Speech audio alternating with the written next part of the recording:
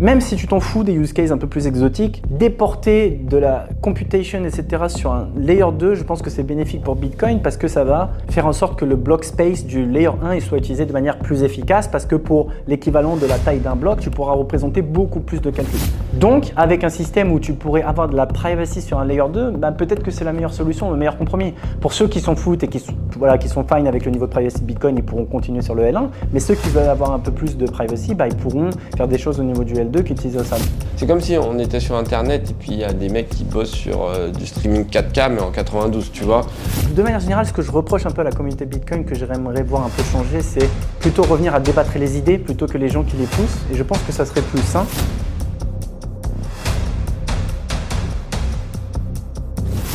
Salut Abdel. Salut. Alors là on est à Biarritz pour Surfing Bitcoin.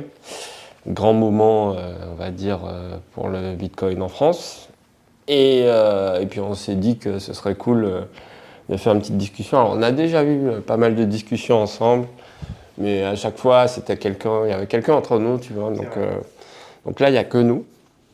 Et l'idée, en gros, on sait que sur Bitcoin et la relation entre Bitcoin, les Bitcoiners, l'écosystème Bitcoin en général et Starkware, Starknet, elle a toujours été un peu compliquée pour moult raisons. L'idée, c'est un peu d'explorer tout ça, de balayer un peu les sujets. Alors moi, j'ai un gros sujet sur déjà l'utilité de ce que vous faites pour, au final, Bitcoin et son avenir. Et puis, tous les sujets un peu politiques autour, parce que c'est vraiment ça qui, en gros, anime un peu toutes les discussions, notamment sur les besoins éventuels de soft fork, des gros débats qu'il y a sur Bitcoin.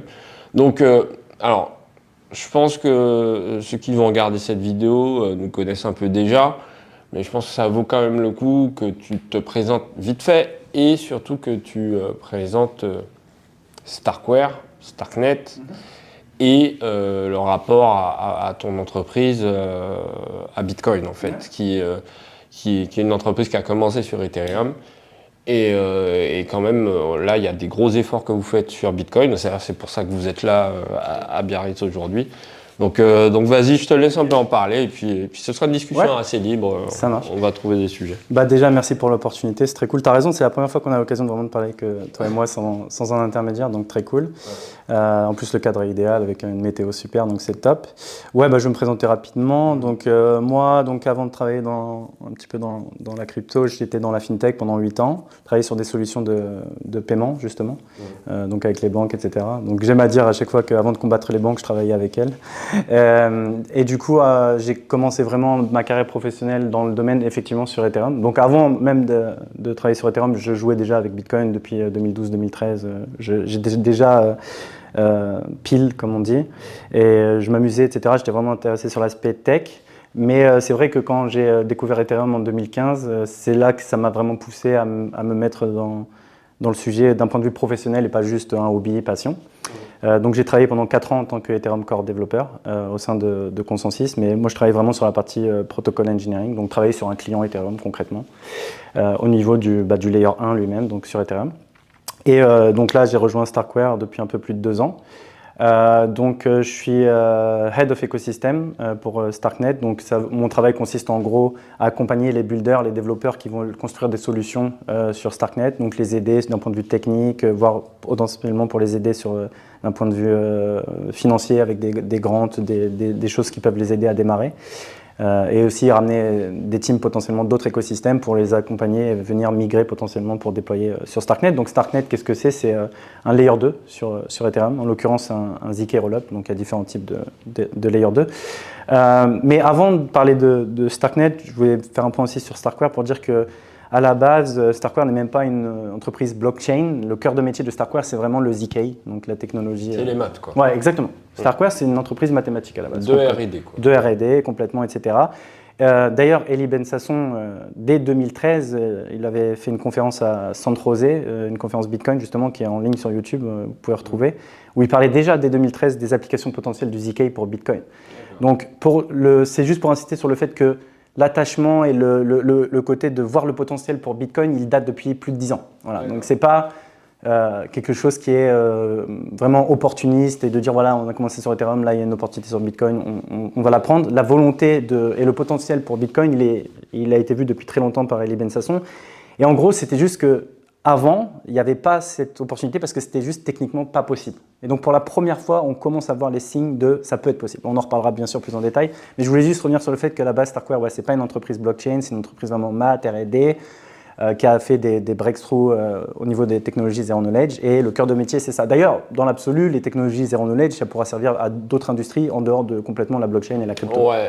Mais Eli Ben-Sasson, justement, il avait co-créé Zcash avec Zooko. C'était en quelle année? C'est en 2015 2016 dans ces eaux-là, 2016, 2016-2017. Il avait fait Zcash, effectivement.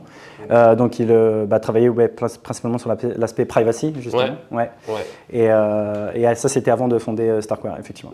D'accord, ok. Starkware qui a été fondé en 2018, du coup. Alors, avant de rentrer justement dans Starkware et puis toute la politique qu'il y a autour, Opcat et compagnie, moi, il y a un truc dont tu n'as pas vraiment parlé publiquement et qui m'intéresse beaucoup, c'est ton époque Consensus. D'accord.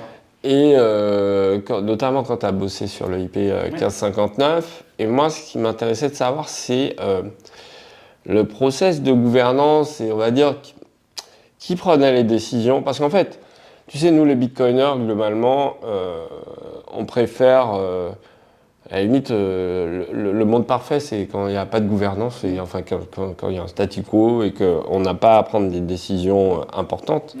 Et je sais que le IP59, c'était quand même assez structurant pour Ethereum. Et moi, ce qui m'intéresse, c'est de l'intérieur, toi, comment ça s'est passé? Je veux dire, en gros, qui t'a dit déjà de bosser sur ce truc? Est-ce que toi, tu étais force de proposition? Est-ce que tu étais libre?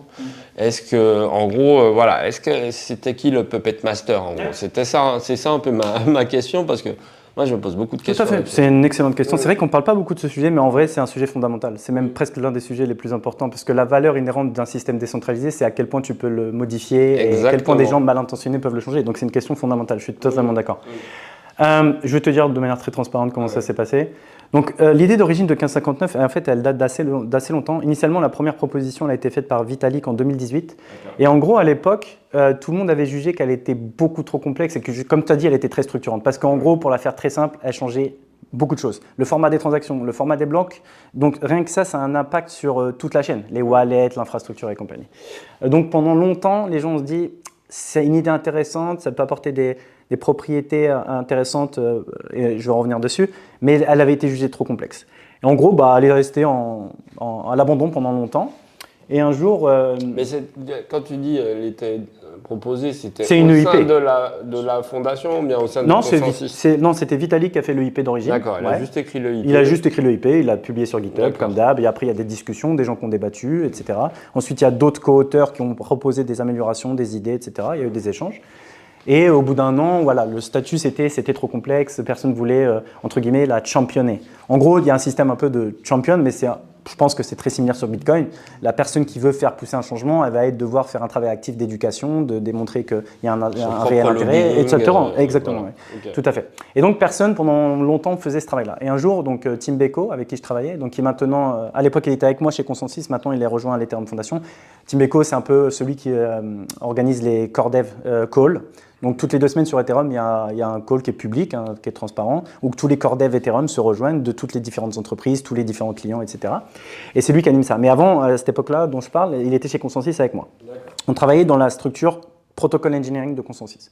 Donc Consensus, comme tu le sais, il y a plein de produits, il y a Metamask, Infura. T'étais en remote? J'étais en remote, j'étais en remote. C'est à New York qu'ils sont? Exactement, le siège social est à New York. Ouais, exactement. Donc moi j'étais en remote et on travaillait nous dans la partie protocol engineering. Et pour le dire très clairement, la partie protocol engineering, elle est vraiment totalement indépendante. Elle ne reçoit aucune direction de la hiérarchie de Consensus. En gros, si tu veux, la vision de Consensus par rapport à la partie protocol engineering, c'était de dire Consensus ne gagne absolument pas d'argent avec le client Ethereum qui développe. Consensus développe à la fois un execution client et un consensus client. Donc maintenant, tu sais, sur Ethereum, c'est divisé. Mais elle ne gagne pas d'argent. L'idée de Consensus, c'est de se dire que c'est tellement important, il faut qu'on maintienne ça en public good, parce que si jamais il y a un problème sur Get ou d'autres clients, on veut qu'il y ait une autre implémentation qui soit là, etc. Donc, première chose, Consensus ne gagne pas d'argent là-dessus, elle n'a pas d'objectif de gagner des revenus. Ce qui est intéressant, et c'est pour ça que moi j'aimais bien, parce que ça veut dire qu'il n'y a pas de volonté de la hiérarchie d'orienter ou pas le développement. Donc en gros, nous, on travaillait comme une team, comme toutes les autres teams qui travaillent sur Get ou tous les autres clients, de manière un peu indépendante. On avait notre propre volonté, c'est nous qui décidions sur quoi on voulait travailler, quels EIP on préférait, etc. Et donc à un moment, Timbeko me dit, ben, tu sais, il y a cette EIP, 1559, etc., elle est intéressante, mais personne ne se sent capable de la championner, etc. Il m'a dit, est-ce que toi, tu te sens, t'aimerais bien travailler dessus, etc. Et moi, je me suis dit, ouais, ça peut être un challenge intéressant. Donc, je ne savais pas dans quel rabbit hole j'allais tomber, pour être honnête, parce qu'après, fast forward, ça a pris 2 ans et demi pour la faire arriver sur le mainnet. Déjà, mais c'est très healthy. Je pense que c'est très sain le fait que ça a mis autant de temps d'arriver parce que justement, sur un changement aussi structurant, c'est bien que ça a pris plus de 2 ans et demi à arriver. Donc en gros, ça s'est passé comme ça. Il m'a dit, est-ce que toi, tu te sens capable de la championner? J'ai dit, ouais, je veux tenter le challenge. C'était une opportunité pour moi de faire quelque chose un peu d'ambitieux. Et donc, première étape, c'est de dire, OK, il y a la partie théorique. Maintenant, qu'est-ce qu'on fait? On va l'implémenter. Voilà. Donc ce qu'on fait, je travaillais dans le client Ethereum sur lequel le Consensus développe. Et je l'ai implémenté, proof of concept, prototype, pour montrer que l'idée pouvait marcher. Donc une fois, donc ça a pris quelques mois pour faire un prototype qui n'est pas bien sûr production ready, mais juste pour montrer l'idée. Une fois qu'on arrive là, on se dit, OK, on va essayer de parler avec les autres teams qui travaillent sur Get et les autres clients, de dire, est-ce que ça vous intéresse de aussi développer un prototype? Comme ça, on peut commencer à faire des devnets dans lesquels on se met d'accord et on voit s'il y a de l'interopérabilité et que le système marche bien, etc. Donc en gros, je dirais que la première phase, c'est la phase de validation technique. OK.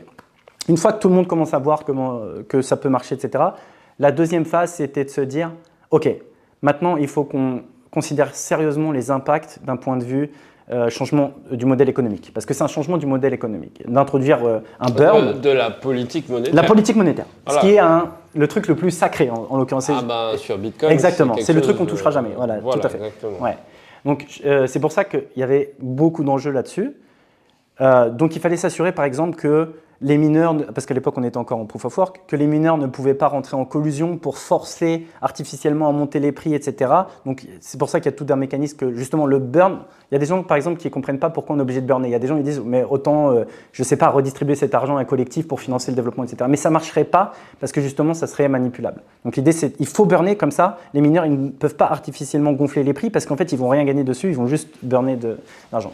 Donc il y a eu des travaux qui ont été faits avec des économistes, etc., pour faire des simulations sur différents modèles, la partie game theory, s'assurer que c'est secure et compagnie. Et c'est qui quand tu dis avec des économistes, c'est qui? Ils bossaient pour Consensus Non, c'est plutôt ils ont des missionnaires, des grandes en fait, des grandes de l'Ethereum Fondation. Okay. Des grandes dans l'Ethereum Ça Fondation. venait de la fondation. Ouais, ça venait de la fondation. Donc il y a des sortes d'appels d'offres ou dire on a besoin de gens qui travaillent là-dessus, des gens posent candidatent et disent moi j'ai de l'expertise dans tel domaine. En l'occurrence, le plus sérieux c'était Tim Rosegarden qui a publié un rapport de 60 pages justement sur la partie économique et game theory de 1559.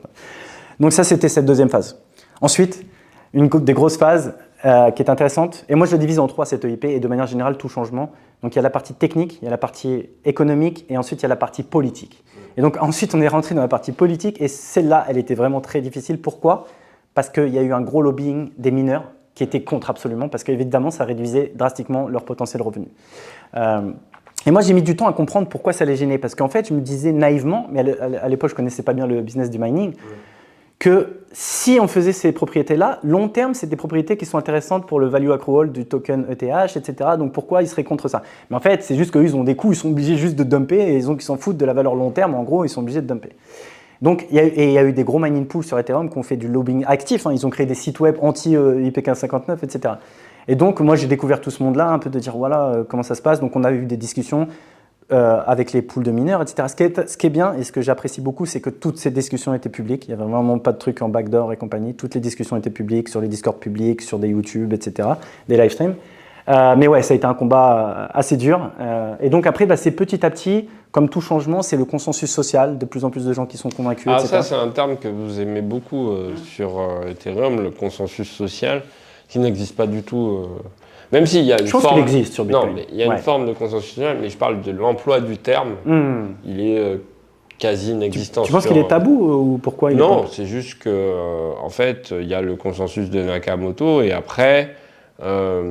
déjà, la question ne se pose pas exactement pareil, puisqu'il y a beaucoup moins de changements sur Bitcoin. Ouais, c'est-à-dire que, voilà, il y en a un tous les 3 ans. Bon, le dernier, c'est Taproot qui est passé assez bien, tu vois. Segwit, c'était un gros bordel. Donc, en fait, la phase en fait de consensus social, et là on va y venir parce que justement on va parler des soft forks, Oui. on va dire pour amener les covenants à Bitcoin. Globalement, il y a plein de propositions. Et mais en gros, je pense qu'il n'est pas utilisé parce que globalement, il n'est pas constant. Sur Ethereum, la fréquence en fait des changements fait que le consensus social, c'est quelque chose qui doit être constant et qui doit être entretenu. Ouais. Donc il existe sur Bitcoin, mais pas la même fréquence. Voilà, c'est-à-dire que Bitcoin, tu auras des travaux sérieux, donc voilà, que les gens super techniques seront au courant, mais ça va devenir un peu social et on va dire un peu public quand il va falloir activer le truc, quand la pull request elle sera prête, quand on est sûr que le truc marche, mais il va falloir que les mineurs, les nodes acceptent en fait ce changement. Donc en fait, il y a vraiment des périodes vraiment politiques dures, mais plus courtes. Et il y a peut-être une chance, j'ai l'impression que sur les covenants, là, le drama n'est pas constant, mais il y a des petites vagues. Et là, ça commence à devenir un peu important. Et là, on va revenir sur Starkware et Starknet.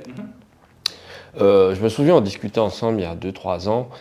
Et tu me parlais de justement ce que Starkware voulait faire sur Bitcoin. Et tu me disais qu'il fallait absolument faire voire un hard fork à l'époque. Oui, à un moment donné, on pensait qu'il fallait un hard fork pour introduire un opcode pour vérifier les ZK proof. Et moi, j'ai vu l'évolution en fait, parce que donc après un hard fork, c'est devenu un soft fork. Après, il y a BitVM qui est arrivé. On s'est rendu compte qu'en fait, sans aucun fork, on pouvait déjà faire des trucs. Là, récemment, vous avez sorti une news où vous avez, je sais plus, c'est quoi, une multiplication qui est en fait. On a réduit le coût voilà, exactement, sans avoir besoin sans aucun soft fork. Ouais. Et moi, au début, je te disais, mais oui, mais de toute façon, les bitcoiners et la communauté Bitcoin, elle va toujours préférer si jamais tu veux faire des choses un peu fancy sur Bitcoin, tu touches pas à Bitcoin. Ouais, fais-le avec ce qui existe déjà. Exactement, parce que l'ossification et le sacro-saint consensus de Nakamoto, c'est quelque chose de... Voilà, si tu ne le touches pas, c'est mieux, on va dire. Ça va passer plus simplement parce que tu n'auras pas besoin Tout à fait. de demander aux gens leur avis. Exactement. Donc, alors... Aujourd'hui, c'est quoi la position de Starkware là-dessus? Parce qu'à un moment, vous étiez très pro Opcat. Alors, d'ailleurs, si tu peux expliquer rapidement, mais vraiment très vite. Hein. L'idée, c'est pas d'envoyer les gens avec de la technique. Mais ce qui est le plus intéressant là, c'est encore de la politique. Tout à fait.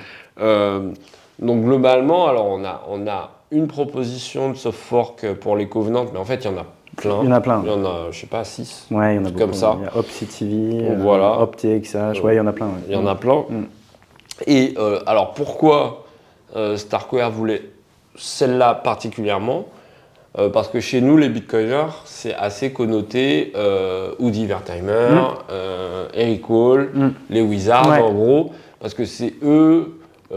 je suis même pas sûr que ça vienne d'eux à la base, le 4, mais en tout cas, c'est eux qui étaient en mode lobby. Ils l'ont mémifié un peu. Voilà, ils en ont fait un mème. On a eu les chats sur Ordinals, Opcat. Et du coup, ça participe du fait, parce qu'en fait, c'est des personnages qui ont beau être bitcoiners, enfin surtout Woody, mais qui sont détestés de la communauté Bitcoin pour plusieurs raisons, on ne va pas rentrer dans l'historique. Et donc, globalement, ça a donné une image un peu négative de ce fork qui, enfin, d'après de ce que j'ai vu, voilà, il a des avantages et des inconvénients, mais voilà, comme tous les autres, en fait, globalement, j'ai pas vraiment de hiérarchie. Et je n'ai pas non plus les compétences techniques, mathématiques pour vraiment évaluer et te dire c'est celui-là qu'il faut ou c'est celui-là qu'il faut. Mais les bitcoiners partent d'un a priori négatif.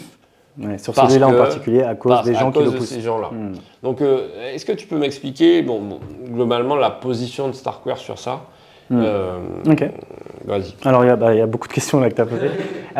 La première que je vais adresser, c'est pourquoi nous, on préfère le chemin Opcat par rapport à tous les autres chemins de Covenant. La réponse est très simple. Comme tu l'as dit, il y a cette culture du « regardons toujours le changement minimal qui peut nous amener à la route où on veut aller ». Et en fait, il s'avère que Opcat tout seul, si tu le prends, c'est un changement qui est vraiment très petit. En réalité, c'est littéralement 7 à 8 lignes de code. C'est ça qui est hallucinant. tel petit changement soit si controversé. Mais c'est intéressant. Je pense que c'est les conséquences. Ouais, les conséquences de ce changement. Tout à fait. Clairement. Mais donc, nous, notre thèse, c'est de se dire, les autres modèles de covenant, si tu veux, ils sont beaucoup plus spécifiques. Ils sont orientés sur le besoin de l'environnement covenant. Opcat, c'est plus que ça, parce que c'est quelque chose qui est très générique. Par essence, tu me demandais d'expliquer rapidement ce que c'est. L'interpréteur Bitcoin Script, c'est basé sur une stack machine. Et l'idée de Opcat, c'est simplement, tu prends deux éléments qui sont sur la stack, donc superposés, tu les prends et tu les concatènes, cat pour concaténation, et tu les remets sur la stack. Donc c'est un changement qui paraît trivial, anodin, etc. Mais il s'avère que les conséquences peuvent être grandes. En fait, ce que ça peut débloquer, c'est grand. Et notamment, ça peut donner la fameuse introspection et des covenants indirectement. Et en fait, le fait de se dire, ça nous donne des covenants, mais aussi plus, nous, on se dit, avec un changement super minimal, qui en plus a déjà existé dans Bitcoin, parce que pour la petite histoire, comme beaucoup le savent, et bien sûr tu le sais déjà, Opcat existait. Il y a eu un fameux commit de Nakamoto en 2010, en octobre 2010 je crois, où il a désactivé beaucoup d'opcode, dont Opcat. Ouais. Et il a eu un mouvement de panique en disant attention, il peut y avoir des vecteurs d'attaque, de déni de service sur le réseau. Exactement. Un changement un peu d'urgence en fait. Bon, peut-être, on peut juger rétrospectivement, c'est difficile, mais je pense qu'il a eu probablement raison parce que c'était trop risqué à l'époque. Bitcoin n'était pas bien sûr aussi gros, il n'était pas du tout too big to fail, donc il aurait pu juste être détruit. Donc je pense qu'il n'avait pas le choix de le faire. D'ailleurs, Rusty Russell, il en parle beaucoup en ce moment. Il dit ouais, il a eu raison de le faire. Maintenant, voilà, plus de 10 ans après, on a plus de recul et on peut. Il y a eu un plan d'urgence, maintenant on peut réfléchir aux conséquences de ça et comment on pourrait faire mieux qu'à l'époque, etc. Donc bien sûr, la nouvelle implémentation d'Opcat fixe les problèmes de l'erreur. À l'époque, c'était un gruyère, l'implémentation d'Opcat, elle ne contrôlait pas la taille de la stack, donc tu pouvais très facilement DDoS les nodes et les faire tomber. Donc nous, c'est de se dire, ok, il y a ce petit changement qui nous donne des covenants, mais aussi qui nous donne plus. Et c'est un changement qui est minimal, donc c'est pour ça qu'on le privilégie, parce qu'il est général et petit. Voilà, en gros, par rapport aux autres. Donc ça, c'était la première question. Ensuite, par rapport au fait qu'il y a une connotation négative de ce changement par rapport aux personnes qui le poussent, qui l'ont un peu mémifié, etc. Bon, première chose, Eric Wall, Woody, etc. Moi, j'ai pas de gros griefs contre eux. Je suis pas forcément fan de la façon dont ils font les choses, leur truc un peu délire, etc. Non, c'est pas du tout mes potes, non, clairement pas. Il y a une relation au respect mutuel, mais voilà, ça s'arrête là. J'aime certaines idées d'Eric Wall, des fois quand il parle de l'aspect philosophique, etc. Je ne suis pas d'accord avec tout, mais j'aime parfois certains aspects. Pareil. Maintenant, un truc que j'aime, je pense aussi qu'ils en jouent énormément. Ils jouent le côté on fait la provoque et un peu pour éveiller les consciences. Donc je ne pense pas qu'ils soient animés par des intentions mauvaises, personnellement. Mais j'ai presque envie de dire que je m'en fous. Presque, en fait. Ouais, exactement. Ce n'est pas forcément le problème. Et de manière générale, ce que je reproche un peu à la communauté Bitcoin, que j'aimerais voir un peu changer, c'est plutôt revenir à débattre les idées plutôt que les gens qui les poussent. Et je pense que ça serait plus sain. On peut critiquer la façon dont ils le font, etc. Mais moi, j'ai envie de me dire, peut-être que, entre guillemets, si ça permet d'avoir le débat et de l'accélérer ce débat, peut-être c'est pas forcément si mal. Parce que peut-être qu'ils n'avaient pas fait toute cette provoque, la plupart des gens qui rendent des nodes, ils sont foutrés de ce truc-là et personne ne voudrait débattre de ce sujet. Donc, je ne juge pas la façon dont ils le font, même si je ne suis pas forcément fan du côté ultra mimifié du truc, etc. Mais je pense qu'ils en jouent, voilà, grosso modo. Nous, notre relation avec eux, comme je t'ai dit, c'est un respect mutuel. Moi, principalement, mes interactions que j'ai, c'est plutôt avec, j'arrive jamais à prononcer son prénom, Rijnael, je suis désolé. Je vois, voilà. Je vois. Et on parle de tech, voilà. Pour le faire très simple, on parle de tech. Je sais que c'est quelqu'un de très sérieux, il travaille sur 4VM, qui est un peu une variante de BitVM, etc. Moi, mes interactions que j'ai avec eux, c'est d'un point de vue tech, on discute, etc. Ils suivent les travaux qu'on fait sur l'implémentation du Stark Verifier en Bitcoin Script qu'on fait, etc. Ils suivent les travaux, ils reviewent un petit peu ce qu'on fait, etc. Mais ça s'arrête là. Donc, nous, Starkware avait investi dans Taproot Wizard, mais au même titre qu'on a investi dans ZeroSync, dans d'autres projets Bitcoin. Là, on travaille avec notamment Atomic, qui travaille sur des Atomic Swap, avec Lendinsats, qui travaille sur des DLC. Juste pour dire qu'il n'y a pas de stratégie particulière liée à Taproot Wizard de notre côté. Voilà, il y a une relation de respect, il y a un investissement de la part de Starkware, mais c'est anecdotique. L'investissement, déjà, il est petit, ce n'est pas quelque chose de significatif, c'est plus un gage de... Ouais, un signal, quoi, en gros. Mais il n'y a pas du tout de volonté de stratégique, et j'ai vu passer plusieurs fois sur Twitter, en gros, la théorie comme quoi on pousserait volontairement des gens qui incitent à spammer la chaîne, etc. Bon, perso, je trouve que c'est un peu ridicule et que les gens puissent penser qu'il y a un effort constant de notre part de vouloir faire cette stratégie. Évidemment que ce n'est pas le cas, mais bon, si des gens pensent ça, à la limite, je m'en fous. Mais comme je disais, moi, ce que j'aime avec ce qu'on fait profondément, et je vais te le dire, je peux comprendre toutes les critiques qu'on peut se faire, soit à l'entreprise Starkware, comme une entité, une corporation, ou au réseau Starknet et le fait qu'il y ait un token Starknet et qu'on considère ça un token. Je peux complètement concevoir tout ça et j'ai pas de problème avec ça. Mais ce à quoi je me raccroche profondément, c'est que tout ce qu'on fait sur la partie Bitcoin, c'est open source et c'est du public good. Donc, que t'aimes ou pas Starkware, Starknet, etc., c'est anecdotique parce que tout ce qu'on fait, ça bénéficiera, quoi qu'il arrive, à l'écosystème Bitcoin. Et c'est ça qui me raccroche et que je me dis qu'il y a vraiment une volonté sincère de contribuer positivement à l'écosystème Bitcoin. Je pense qu'on va finir là-dessus parce que moi, au final, c'est un peu comme dans les histoires de DeFi où tu finis toujours par la question Where does the yield come from? Moi, ma question principale sur Starkware et Starknet ou Stark Étoile, on va dire, c'est vraiment pourquoi? À quoi ça sert concrètement? Je veux dire, si on part parce que vous avez commencé sur Ethereum, c'était quoi vos principaux use cases? Moi, quand j'avais regardé, il y avait un truc Exchange, StarkEx, je crois. Ouais, StarkEx, tout à fait. Vous bossiez par exemple avec Sora. Ouais, tout à fait. En gros, c'était DYDX, Sora. C'était un peu voilà, vous scaliez tout ça. Exactement. Donc globalement, c'est vraiment une couche de scalabilité pour des use cases, on va dire, classiques de la crypto. Donc NFT, DeFi, machin. Et on voit en fait aujourd'hui, que ce soit pour les NFT ou que ce soit la DeFi, on a eu un post de Vitalik il y a 2 jours. Globalement, c'est des use cases qui ont le vent en poupe à un moment donné, mais quand tu grattes un peu, enfin moi par exemple les NFT, j'avais fait un talk il y a pas longtemps où je disais aux gens mais dans 2 ans il n'y a plus de NFT, on s'en fout parce que pour moi c'est pas la révolution. C'est-à-dire qu'on a des use cases un peu fancy, sympa. Après, il y a une question de marché aussi. Tu vois, le marché, il veut, à une époque des NFT, il veut faire voilà, des DEX ou whatever. Mais globalement, pour moi, tout ça, c'est pas durable. Et c'est surtout qu'on n'est pas sur quelque chose de fondamental pour l'avenir, en l'occurrence de Bitcoin. Et du coup, moi, j'ai l'impression quand on a tous ces layers 2, et ça concerne BitVM aussi, tu vois, ça concerne tous les trucs un peu complexes, qu'on met un peu la charrue avant les bœufs et qu'on s'occupe de use cases qui vont arriver sûrement un jour sur Bitcoin, mais qu'on a tellement de choses à régler avant que voilà. Donc mon questionnement original, et tu le sais, j'en ai déjà parlé au début, donc c'est fix the money first. Donc moi, j'aimerais que tu me convainques, parce que je ne suis pas du tout convaincu de l'utilité de tous ces efforts, parce qu'on voit, il y a du cerveau, il y a de l'argent, il y a énormément de ressources qui sont dans tout ça, en fait. Je ne parle pas que de Starkware, je parle de tous les shitcoins en général, tu vois, qui vont aller sur des use cases compliqués. Et au final, c'est comme si on était sur Internet et puis il y a des mecs qui bossent sur du streaming 4K, mais en 92, tu vois. Donc ils sont un peu trop en avance de phase. Donc moi, j'ai toujours cette question de l'utilité, parce que pour moi, tu vois, c'est un peu comme le monde des startups, on doit toujours vendre du rêve fonctionnel qui ne matche pas avec une réalité concrète par rapport aux besoins des gens. Si on veut de la mass adoption, typiquement, est-ce que ce sera sur des DEX ou de la DeFi compliquée, voilà, enfin tous les use cases qu'on a sur Ethereum ou Solana ou whatever.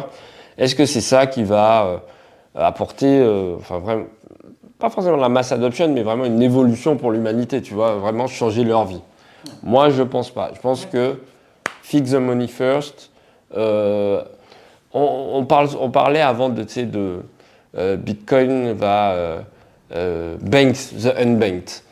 Maintenant que je suis chez Bull Bitcoin, je me rends compte que Bitcoin va plutôt unbank the banked. C'est-à-dire qu'en gros, on offre un outil de souveraineté qui va te permettre de te passer du banquier central, de machin. Et ça, c'est un projet, tu vois, c'est un projet où... Et pour moi, t'as pas besoin de beaucoup de R&D pour arriver, parce qu'on a déjà la base. On a besoin des outils, en fait. Ouais. C'est pas des layers 2, mais c'est des outils. Ouais, du tooling, de la UX. Voilà, pour faire des trucs. Donc, moi, j'aimerais t'entendre là-dessus sur l'utilité concrètes de Starkware. Et si tu avais genre, je sais pas, un exemple de truc sympa et qui est utile à l'humanité qu'on pourrait faire avec Starkware, je suis tout oui et je t'écoute là-dessus. Très bonne question. Donc ouais, je sais que tu es un fervent adepte du fixe de Money First et pour être 100% honnête, plus j'avance aussi et plus je suis convaincu que c'est le plus important, clairement. Ça, je le dis très explicitement. Je suis de plus en plus convaincu que c'est évidemment le plus important et je comprends qu'on puisse concevoir que le reste, c'est une distraction qui peut nous ralentir dans atteindre cet objectif-là. Ça, je le comprends. En fait, avant même d'essayer de te convaincre qu'il y a potentiellement d'autres use cases qui peuvent être intéressants, je vais commencer par te dire que on peut aider au Fix the Money First avec cette technologie et je vais expliquer pourquoi. Il y a plusieurs raisons. Premièrement, si jamais Opcat passe, et du coup ça rend possible ce qu'on veut faire et être capable de vérifier des zero knowledge proof directement sur Bitcoin, ce que ça donne, plusieurs propriétés intéressantes. Premièrement, ce que tu pourras imaginer, c'est qu'à la place de développer des multisig ou des Liana ou des choses comme ça directement en Bitcoin Script, qui est très dur, très complexe et au niveau des audits, il n'y a personne qui sait faire des audits de sécurité de Bitcoin Script, etc. À la place de faire ça, tu pourras le faire dans un langage de plus haut niveau. Okay. En gros, l'idée, c'est de se dire, tu auras une primitive qui permet de vérifier des zero knowledge proof. Du coup, tu le fais une fois, tu le blindes en termes de sécurité, etc. Tu fais en sorte que ça soit reviewé par le monde entier et tu fais des audits de sécurité, etc. Et une fois que tu as ça, après, tu développes avec un langage de plus haut niveau qui est beaucoup plus expressif, beaucoup plus simple, etc. Et du coup, tu as beaucoup moins de risques de sécurité. Donc déjà, je pense que les use cases d'aujourd'hui qui sont faits avec Bitcoin Script seraient potentiellement plus secure, plus safe et plus abordables. On pourrait avoir accès à beaucoup plus de développeurs qui développent sur ces use cases-là qui t'intéressent toi. Donc ça, c'est la première chose. Moi, je peux te le dire, trouver des développeurs Bitcoin Script, c'est extrêmement compliqué. Tu le sais très bien. Franchement, il n'y en a pas beaucoup. Je ne sais pas le nombre qu'il y en a sur Terre, mais il n'y en a vraiment pas 40, beaucoup. Ouais, franchement, c'est un truc de fou. Oui. Et donc, je pense que c'est un facteur limitant pour Bitcoin, en fait. Même sur les use cases assez simples du fixe de Money First, on a quand même besoin de trucs, voilà, si tu veux des multisigs un peu évolués, des vaults, des choses comme ça, qui quand même sont importants et qu'on aura besoin si on veut vraiment une masse adoption, etc. Et ben ça sera facilité par ça. Deuxième chose, la scalabilité. Même si tu t'en fous des use cases un peu plus exotiques, même en termes de déporter de la computation, etc. sur un layer 2, je pense que c'est bénéfique pour Bitcoin parce que ça va faire en sorte que le block space du layer 1 il soit utilisé de manière plus efficace parce que pour l'équivalent de la taille d'un bloc, tu pourras représenter beaucoup plus de calculs. Donc même si, admettons que dans l'absolu, avec notre technologie, ce qu'on fait, quelqu'un pourrait faire l'équivalent d'un Starknet mais qui sera focus que sur du paiement, qui sera l'équivalent d'un Lightning Network mais qui utilise du ZK à la place des systèmes de channel, de Lightning Network, etc. Donc, il y a ça aussi. Donc, première chose, expressivité, plus simple, de développer avec un langage de plus haut niveau, accès à plus de développeurs qui pourront bosser sur Bitcoin. Deuxième chose, la scalabilité, même sur des use cases simples de paiement. Et troisième chose, donc nous on n'y est pas encore, mais avec cette technologie, ce qu'on pourra amener, c'est de la privacy. Donc ça, c'est un élément. Et je vois qu'il y a certains bitcoiners, notamment Vlad, qui délaisse Bitcoin de plus en plus parce qu'il dit qu'il n'y a pas de privacy, etc. Non, mais bon, c'est un sujet à part. Mais je pense que la privacy, pour moi, c'est important. Ça reste quelque chose de très important. Et je pense qu'on doit toujours l'améliorer. On doit être toujours dans une quête d'amélioration sur Bitcoin. Et c'est très difficile parce qu'on est dans une quête de changement minimal. Et si on veut de la vraie privacy au niveau du layer 1, c'est quasiment impossible sans faire de hard fork. La réalité, elle est là. Donc, avec un système où tu pourrais avoir de la privacy sur un layer 2, bah, peut-être que c'est la meilleure solution, le meilleur compromis. Pour ceux qui s'en foutent et qui sont fine avec le niveau de privacy de Bitcoin, ils pourront continuer sur le L1. Mais ceux qui veulent avoir un peu plus de privacy, bah, ils pourront faire des choses au niveau du L2 qui utilisent ça. Donc, voilà, il y a trois choses. Donc, l'expressivité, la scalabilité et la privacy. Et je pense que ça s'applique vraiment même au use case simple de Fix the Money First. Voilà. D'accord. Alors, ta réponse est assez satisfaisante. Mais bon, après... Sur certains points, je vais commencer par la privacy. Alors oui, tu vois, on se fait toujours un peu Zcash, c'était un privacy coin, Monero, privacy coin, mais globalement, je pense aujourd'hui un power user de Bitcoin, s'il veut être private, il est private. Ouais. Tu vois ce que je veux dire? C'est-à-dire qu'avec Mais ça demande beaucoup d'efforts conscients. Exactement, exactement. Donc effectivement, si on avait vraiment une techno où l'utilisateur ne se pose pas de questions pour avoir sa privacy, ce serait mieux. Après, sur la scalabilité des computations complexes, alors moi j'irais revenir un peu sur un point. Je me souviens au tout début, on en a parlé beaucoup de ça, mais au début d'Ethereum, c'est le concept de VM. Le concept de VM, c'est que au niveau du layer 1, tu peux faire des trucs complexes, des calculs complexes. Et en évoluant, Ethereum s'est rendu compte que globalement, ça marche pas. Ça peut pas marcher et qu'on est obligé de le faire en layer 2, ce que Greg Maxwell disait déjà à Vitalik au tout début. Oui.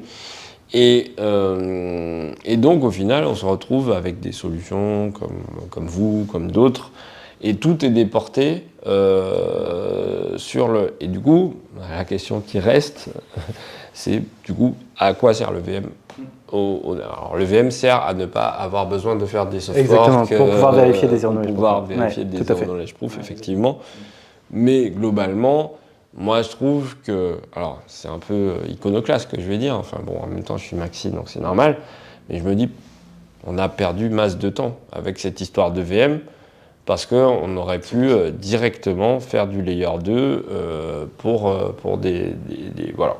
C'est un point... Excellent ce que tu dis et justement j'ai envie de revenir là-dessus parce que c'est un super point ce que tu dis. Vas-y. Ouais. Et justement pour moi c'est l'un des trucs qui quand même montre que même si tu n'aimes pas Ethereum etc. et que tu considères que c'est voué à l'échec, ça sert à quelque chose.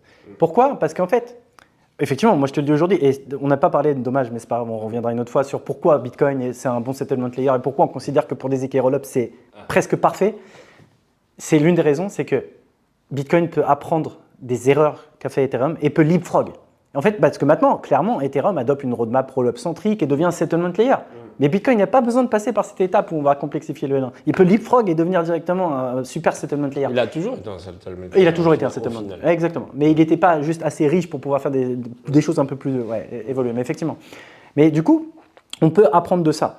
Et grâce au fait que Ethereum s'est trompé et qu'on a juste passé tout ça, certes, on a perdu du temps pour Ethereum, mais les gains qui ont été faits en termes d'innovation au niveau de l'industrie du Zero Knowledge Proof, etc., ça a été drastiquement accéléré, notamment via le funding de l'Ethereum Foundation pour financer les débuts de recherche des Snark, des Stark et compagnie. Et ça va bénéficier à Bitcoin. Donc, entre guillemets, la fameuse théorie de Ethereum is a testnet for Bitcoin, peut-être que c'est aussi pour ça que je suis fine aussi avec Ethereum.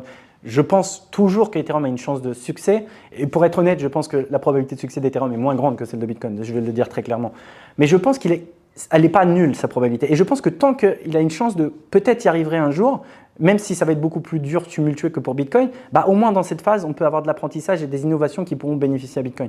Donc je pense que Bitcoin, c'est un super settlement layer parce qu'il est minimaliste. Il est minimaliste et c'est ça que tu as besoin. Et l'ossification de Bitcoin, pour être honnête, moi je trouve que c'est une vertu très intéressante pour un layer de settlement. Nous, en tant que roll-up, si Ethereum bouge trop, tu vois, c'est un peu dangereux pour nous. Donc, vous devez tout réécrire, quoi. Par exemple, il pourrait y avoir des changements qui sont néfastes à nous. Donc, ça veut dire que nous, on doit être en train de monitorer constamment les changements sur Ethereum et de dire attention, cette EIP peut être dangereuse pour nous, etc. Donc, rentrer dans la politique. Exactement, ouais, tout à fait. Et donc, ça serait, entre guillemets, simplifié sur Bitcoin parce qu'il est beaucoup plus ossifié, etc. Donc, c'est des propriétés super intéressantes pour un settlement layer. Donc, j'ai envie de dire, peut-être Greg Maxwell et tout le monde avaient raison depuis le début, on ne pouvait pas, mais ok, Ethereum a choisi une voie, a essayé, ça n'a pas marché. Mais ce qu'on fait maintenant, les avancées qui ont été faites, Bitcoin peut leapfrog et justement passer au next stage de settlement layer pur et on déporte toute la computation sur le L2. Donc, Bon, tout ça, c'était super intéressant. Je pense qu'on va se refaire ça un jour. Carrément. Parce que globalement, j'ai envie de te donner rendez-vous dans quelques années pour voir où ça en est. Oui. Mais bon, moi j'ai confiance de toute façon dans l'avenir de tout ça. Je pense que les systèmes complexes, au bout d'un moment, on converge vers la solution idéale. Et écoute, je suis très content de t'avoir eu aujourd'hui. Et puis, bonne chance chez Starkware. Merci. Et puis bon, surfing. Merci beaucoup, c'était un grand plaisir, Gilles. Merci. Ok, super.